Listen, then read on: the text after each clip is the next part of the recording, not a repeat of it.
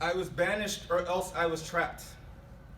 I couldn't move without a passport and several fingers on my scalp, 4 contouring my hips, 2 of a stiff drink. When I was fired and required by law to have my health insured, I fell ill. I assured my children they would live if they quit growing, kept moving, stayed out of the sun, stopped only in well-lit areas, rearranged their skeletal scaffolding. My mother was forced to have the child of her would-be killer, was thus archetypal, was historical, then sterilized and made symbolic of progress. In the 4 year before it came down to sycophant or psychopath, I overused the word haunt. I had choices: craft beer, French press Sumatra each morning, a Prime membership to discount my Whole Foods.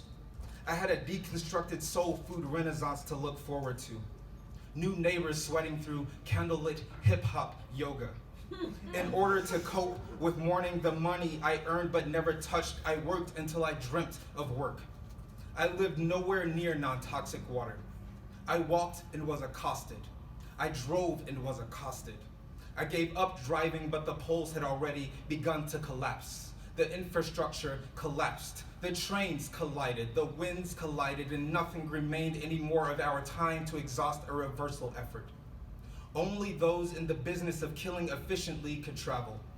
Everyone else was told to go back to a continent where the business of killing efficiently was booming. I was bombed and denied refuge. I was sent missionaries instead. I was given an immature God and told to be grateful. The faithful believed in bombs and not refugees. I paid my bills and was therefore complicit.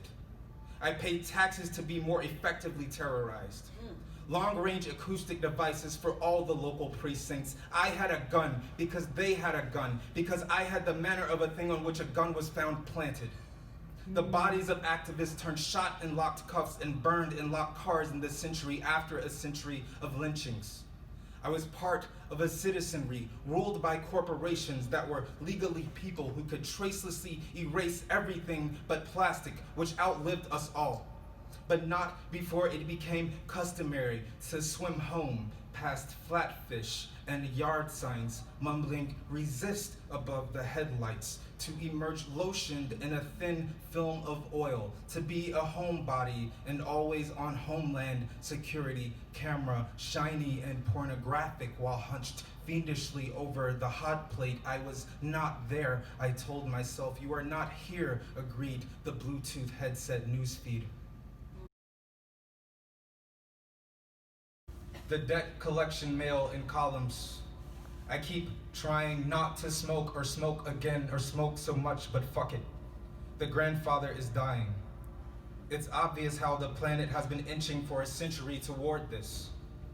On the phone, my mother's voice assumes a new alien edge. It's as if through the blades of a fan it asks the usual, "How's my baby doing?" This distracts. I'm a digression in the day's essay pushing her to its imminent stop. She's taking a week off from work, she says. I don't believe the brackets framing her assurance in this moment. Someone should acknowledge how impossible this notion of doing is becoming, but I'm not the one. I lie. I do nearly anything not to hear her speak into a wind at OK's precipice.